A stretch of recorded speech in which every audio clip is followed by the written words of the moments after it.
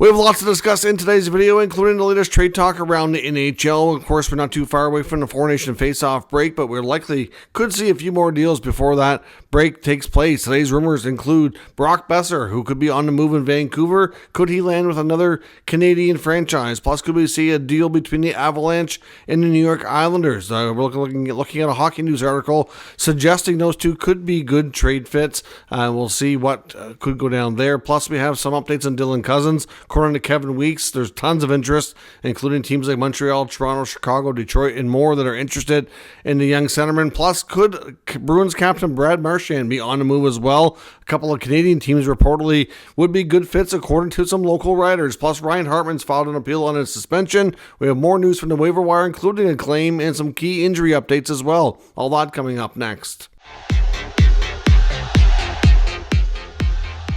So welcome back to another video here at Top Shelf Hockey. As I mentioned, we have lots to discuss here in today's video. Let's get started first with news from the NHL waiver wire. We actually had a claim today. Of course, yesterday we discussed the fact that the Nashville Predators had forward Vinny Hinostroza on waivers. In yesterday's video, I said I thought there was a decent chance he might get picked up, putting it at least 50-50, given the fact that Hinostroza has a decent amount of NHL games. He signed to a cheap contract, and he, up until this point in the year before his latest recall, was doing very well in the American Hockey League, leading them in scoring.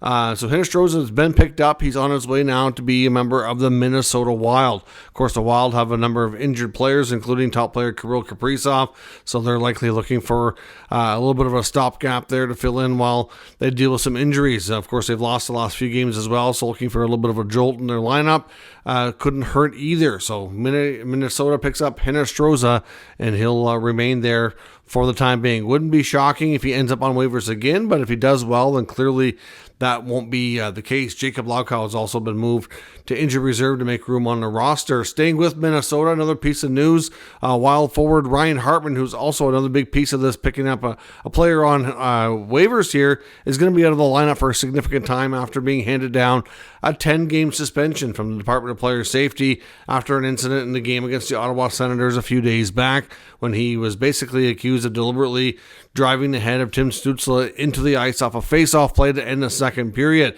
Hartman and Stützle, as well as a few other members of the Senators team, had some I guess a little bit of back and forth. Hartman was trying to stir things up, trying to fight, and Ottawa wasn't having any of it, and he wasn't too pleased with it. So, obviously this is a major suspension. He's going to lose, I believe, just shy of $500,000 in income. He has decided to file an appeal, which he's allowed to do within 48 hours.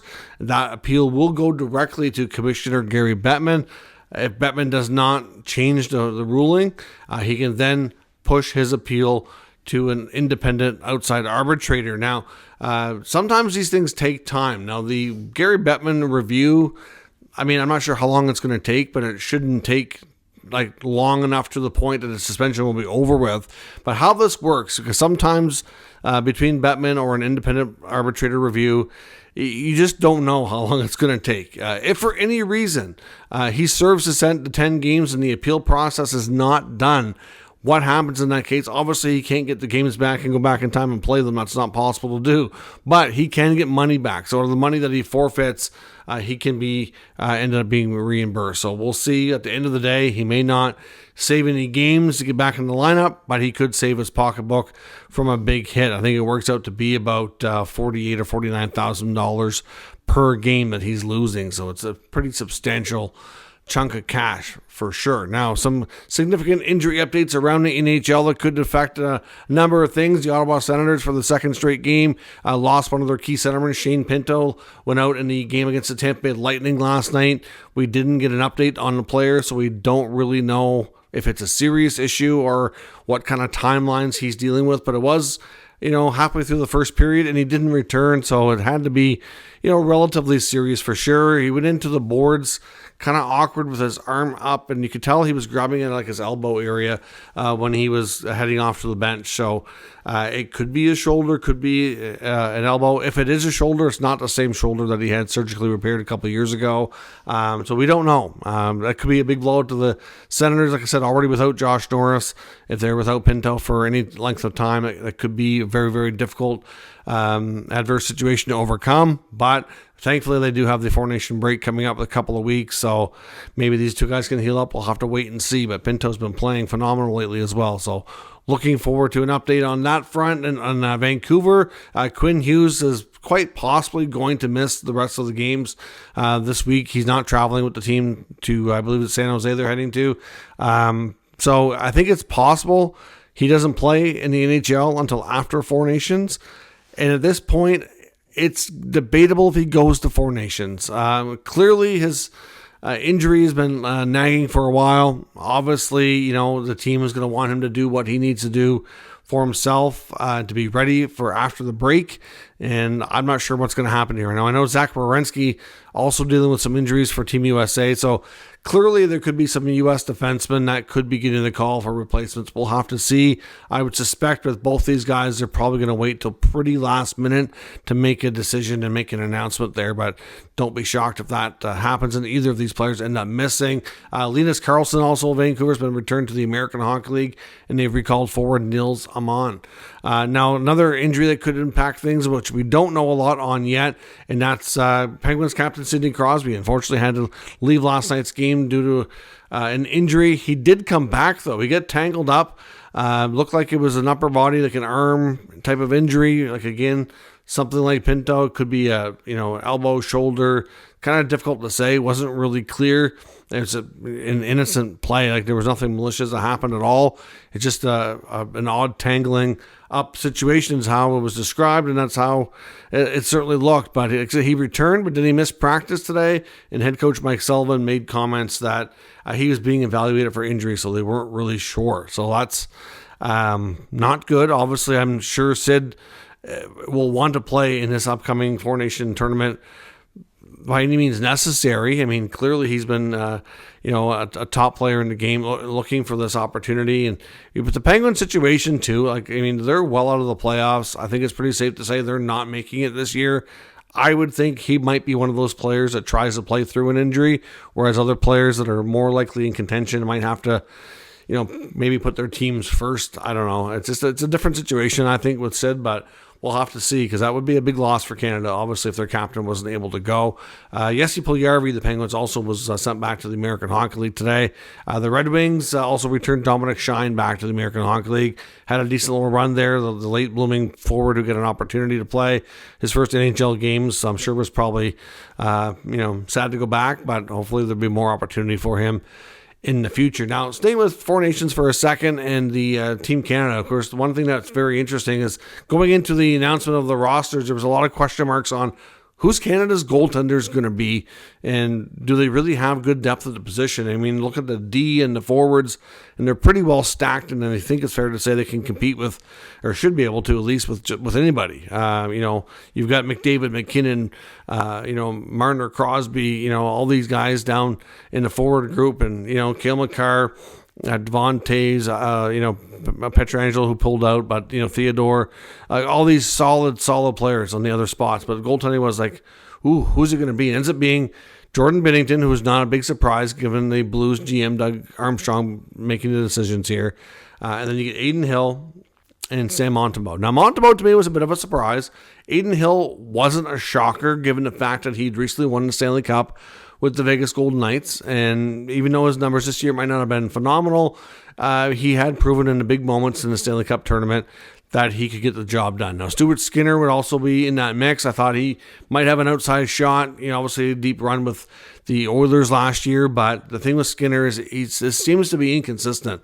Sometimes you just never know what you're going to get. Sometimes he's amazing, and other times he's just god-awful, to be completely honest. So, where is Canada's goaltending going to be? And now, getting ready to go into this tournament, if you look at the top goals against and save percentage leaders in the NHL, the top three guys are not even, for Canada at least, are not even on the roster, including Logan Thompson, who's the most interesting one, who's probably got the best numbers out of all of them. Now, Steve Valiquette, of course, a former goaltender and analyst, former Ranger, he claims to have a little bit of inside baseball here, saying that Logan Thompson was probably never going to be picked, given the fact that Bruce Cassidy and Pete DeBoer are both involved with the coaching staff, and that they both coached him during their time as head coach of the Vegas Golden Knights. Of course, Cassidy's currently there. Thompson is not anymore. And Pete DeBoer, of course, formerly the head coach before Cassidy, and that they didn't want him on that team at all, and that their experience with him in Vegas was not good. Obviously, I don't know exactly, more details, but it's certainly interesting to note and not surprising. It's a lot of these people that are involved between the coaching staff and the management group are obviously, long time people that have been in the game a long time, well respected. Their opinions are going to be heard, no doubt. But obviously Logan Thompson, now a member of the Washington Capitals, could be in the conversation for the Vezina Trophy this year. Outside of Connor Hellebuyck's probably been the league's best goaltender.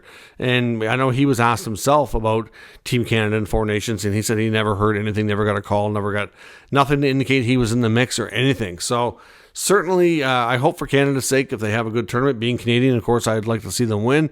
But if they don't win and goaltending is the problem, it's certainly going to look bad given how some of the top goaltending options for them, including like Darcy Kemper's another one, having a solid year in LA. Now I can understand his track record has been a bit up and down, inconsistent, kind of like Alice Stewart Skinner, but he also has a Stanley Cup on his resume, and this year in LA has solid numbers.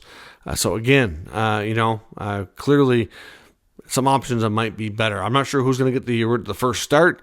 I'm not sure it'll be Hill. I think Hill might be the favorite, but we'll see. Hopefully goaltending's not a problem. Now, staying with the other goaltending news, Ducks goalie John Gibson, who's been in the rumor mill forever, but remains a Duck to this day, has now played in game number 500, all in a Ducks uniform, picking up the win last night. He's the first goaltender in Anaheim Ducks history to achieve the milestone of getting 500 games played. So as much as he's been hurt a lot and rumored to be on the move, congrats to John Gibson for achieving that pretty big milestone in Anaheim. Now, all right, so we have a little section here to update. Of course, this is a little different. I was just editing the video that you're currently watching when we had some news break, and part of the news that broke is something I discussed in this video, so we'll edit it out and kind of replace it with this little clip here. But essentially what I talked about in the video was that the Canucks were reportedly getting close to re-signing defenseman Marcus Pettersson. Talks had gone well, and we kind of talked about what the contract would look like. It was rumored to be somewhere around 6 times 6. So clearly the news that broke, we have better news for the Canucks than that even. So the Vancouver Canucks and Marcus Pettersson have now come to terms. It's not just a rumor anymore. It's indeed done. Pettersson has signed a 6-year extension to remain with Vancouver, and the cap hit is $5.5 million. So based on what we had heard earlier from Vancouver media, that the comps they were looking at were guys like S. Lindell, Brady Shea, probably going to be somewhere between 6 and 7, maybe 6 and a quarter or something like that. So this is actually a fair bit better. The breakdown is as follows. Year 1, he gets a $6 million salary, no bonus. Year 2 is straight salary, $4.5 million. Year 3 as a combination of salary and bonus, $3.5 million salary, $2.5 bonus. Year 4 and 5 are actually the same. 3, 4, and 5 are the same. $3.5 million and $2.5 million signing bonus. Year 6, $2 million salary and a $2.5 million bonus. The other key part to this is years 1 through 3. The first 3 years, he has a full no move clause. And in years 4, 5, and 6, it changes to a modified no trade down to 15 teams that he can block. So just shy of half the league. So essentially, for a player who's expected to play 20 plus minutes, being your solid top 4 guy, I know Rutherford and Alvin really value this guy. It's the second time they've traded for him, given their time in Pittsburgh when they brought him over there. So clearly, he's expected to be a big part of the Canucks decor for the foreseeable future. So this is, I think, a pretty decent contract. I know when it was looking like it was going to be 6 and a quarter, I was like, okay, based on the comparables and the cap rising, it's like, I get it, but he's not a defenseman that gives you a lot of offense. So I was kind of wondering if it might be wise for them to do that. But 5.5, that to me is much better. That leaves a little bit more money on the table for other things to be done. So let me know your thoughts on this Pettersson contract. And back to your originally scheduled video. Now, on the trade front, could the Avalanche and the Islanders be good trade partners? Now, we know and talked yesterday in the last 24, 48 hours that Casey Middlestad of the Avalanche, has basically is kind of on the market. It's not an absolute given the Avalanche move him. They don't have to. It's not like he's a pending free agent. They're heading for the playoffs, so it's not like it's one of those scenarios of selling off an asset that they're likely not bringing back. But he has multiple years on his contract. Of course, he was involved in a big trade between Colorado and Buffalo not that long ago. Bo Byram for Middlestat 1-for-1. And generally speaking, he was working out really well. This year, he's kind of taken a bit of a step back, and they're not in love with his production at that number 2 spot in the center depth chart now behind Nathan MacKinnon. So they're looking for means to maybe upgrade that spot. And if they're going to upgrade that spot, some might say, well, maybe you push Mittelstadt down the lineup. That's going to be challenging with the cap situation. So if you're going to upgrade it, he kind of has to go. So Matt Larkin of the Hockey News has an article out discussing how a fit for the Avalanche might be Brock Nelson and how Mittelstadt might satisfy the Islanders as well. Because the Islanders, we know, really, based on where they're at in the standings, a lot of people agree that the smart thing for them to do would be to sell off some of their veteran pending UFAs like Nelson, like Palmieri. I would even consider Pajot and Lee to some extent as well. Start retooling that roster. They've been nothing but mid and mediocre for 3-4 years. Even if they can squeak into the playoffs, what's another quick first round exit? Like, it doesn't make any sense to me that you see this latest winning streak and be like, oh, geez, maybe we're good. Like, no, you're mid at best, and I just don't see the point. You're going to end up putting yourself either just outside the playoffs and picking like 15th or something stupid, or you're going to squeak in the last second and probably lose in round 1. And I just don't see that's not a way to add good, impactful players for the future. So for me, regardless of what the Islanders continue to win or continue to do, I think they need to sell. But could they add by subtracting? That would be the smart thing to do if you can pull it off. And I'm not even convinced at this point that Lou Lamoriello is the GM that should be running that team. I think they need a regime change myself. That's a story for another day, though.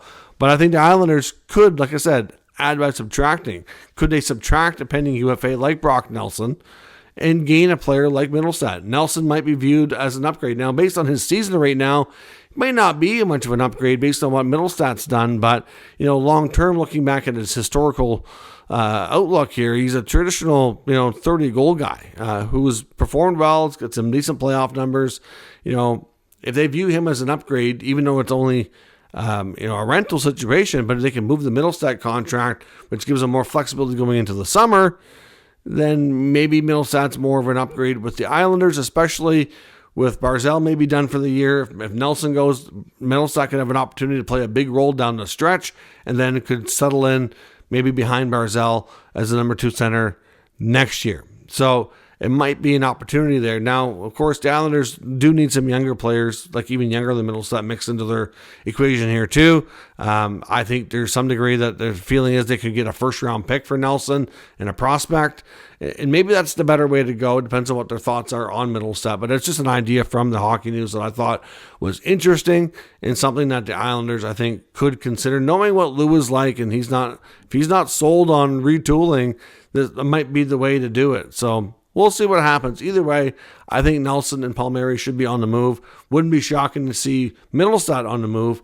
It'd be interesting to see if those two teams hooked up and could be working together. Now, there's also an Athletic article suggesting that Brock Boeser of the Vancouver Canucks could be a great fit in another Canadian location, and that's the Winnipeg Jets. There's some belief that the Winnipeg Jets are kind of eyeing that situation with Vancouver and wondering if Boeser's going to be available. Now, this might not be just a rental situation either. Might be a scenario where they like Boeser enough to consider trying to keep him. Now, if Boeser's not going to be in Vancouver, I know for the longest time he's been linked to his hometown, Minnesota Wild, but if you look at the positioning of Winnipeg geographically for some players, depending on what part of the state they're from in Minnesota, some cases, Minnesota can be closer to home, or Winnipeg can be closer to home than where the Wild play, or at the very least, they're very, very close anyways, depending, it's not a given that people that are from the Minnesota area, would not consider going to Winnipeg. It's pretty close. Like I said, in some places, if you're from the northern part of the state, it could be closer in some cases anyways. But at the end of the day, Brock Boeser's used to playing in Canada. He's an American-born player, clearly, and maybe he prefers to go back to the States. We don't really know. At this rate, it sounds like there's a decent chance that Canucks aren't re-signing him. That could change, of course, but right now, that's the way things look. And Winnipeg definitely would like to add another forward. But I think the better spot for them to look to is probably down the middle as a centerman. But depending on who else is out there, like a guy like Brock Nelson could be a very good fit in Winnipeg too. And again, there was also an argument for Brock Nelson that where the Jets play compared to the Wild, that it might actually, if he really wants to be closer to home, then that might be a better fit for him anyway. So there is that possibility. So if they do prefer the center spot, maybe a guy like Nelson or somebody else is the better target. But a guy like Boeser, obviously proven goal scorer, is intriguing for them too. I think long term it kind of depends on who they see as, within their center depth. But with the way things have been running, a number 2 center would be probably higher on the wish list than Boeser. But interesting to see that there is a connection there. So we'll see what happens. But he could be a good, interesting fit. It could help them bulk up, no doubt. Kevin Weeks, of course, one of the many reporters talking about Dylan Cozens here lately. His latest intel really expands the number of teams that have been inquiring with the Buffalo Sabres. Now, prior to now, we've heard about the Calgary Flames, Chicago Blackhawks, but now he's listing Detroit, Montreal, and Toronto, as well as Calgary and Chicago, to that list of teams that have been inquiring with the Buffalo Sabres on Cozens. Now, the Sabres suddenly find themselves winning games here as of late. I think it's too little too late when it comes to playoffs. In some cases, I hope they don't move up the standings too far because they're going to maybe screw themselves out of a better pick. But at the same time, I think it's important that they win some games to make themselves feel better after another, unfortunate season. It's another lost year in Buffalo. And they're not going to want to rebuild. If they do move Cozens, they're going to need something coming back that helps them right now, and something comparable, like a young player for a young player type of trade. So again, looking at some of these teams, what would Montreal offer Buffalo for Dylan Cozens if they're going to make that move? Are they going to offer Juraj Slafkovsky? I don't know. I know that there's a lot of fans frustrated with Slafkovsky, where they offer Patrick Laine, who I know they were in love with and now suddenly are frustrated with too. I don't know. But it's going to take a good young player to get him out of Buffalo. So, unless something like that's on the table, I'm not sure how good of a chance they'll have. They do have some young pieces that would be interesting, but I don't know that the Sabres want young but not established at the NHL level. Looking at Detroit, the same thing. I don't think they'd want to move Marco Kasper. That might be the ask. Or Lucas Raymond, definitely not. That certainly wouldn't be available, right? So it's going to be tough to pull it off. Toronto, same idea. I don't know if an Easton Cowan or a Fraser Minton gets that kind of deal done. And from a cap perspective, there'd have to be something else go out too. So again, I don't know that they have the pieces that Buffalo's going to want to pull off a trade. That's going to be the tricky part, which is why nothing has happened, and all these teams can keep calling Buffalo until they put something big on the table. It ain't going to happen. That's why at one point Vancouver, who was reportedly considering moving Elias Pettersson, it's something like that would perk Buffalo's ears to get it done. If you want to throw in Pettersson for Cozens and one of their defensemen, it might not be exactly that. Maybe there's something else on the Vancouver side. I don't know, but it's some sort of deal along those lines. That might be what it takes. But again, lots of teams are interested. I haven't seen one yet that just says, yes, that's the deal they should do. Maybe Vancouver, that's about it. But I think the Canucks, like I said, are going to be pausing their talks around Pettersson until they see how he's responding to Miller not being in town anymore. So far, not looking too good. He hasn't really responded yet. Of course, Brad Marchand, the captain of the Boston Bruins, generating some interest here as well. Of course, the Bruins playing the Rangers tonight. They've actually played a little bit better here as of late. They're certainly still very much in the mix. And if I've learned anything in the last number of years, it's never count out the Bruins. They always seem to find a way. So as long as they're in the conversation for playoffs, and if it's looking like they have a good chance to make it, I don't see a Marchand trade happening, but there's been a couple of articles linking him to Edmonton and Toronto, and of course that's both local media taking a look. Now, Kevin Weeks was actually talking with the Leafs. Oilers writer Alan Mitchell of The Athletic was the one that linked him to the Oilers. In both cases, Weeks said he'd be perfect for the Leafs. I don't see Marchand ever wearing a Leaf uniform. That just seems so wrong. Him and the Bruins have been, the kryptonite for the Toronto Maple Leafs. I just don't see him wearing that uniform. That would just be so weird. And is he exactly what they need? To some degree, maybe, but I'm not really sure that he fits the description. I think they want a centerman and help on the blue line. They still don't know who in the heck's going to play with Morgan Riley.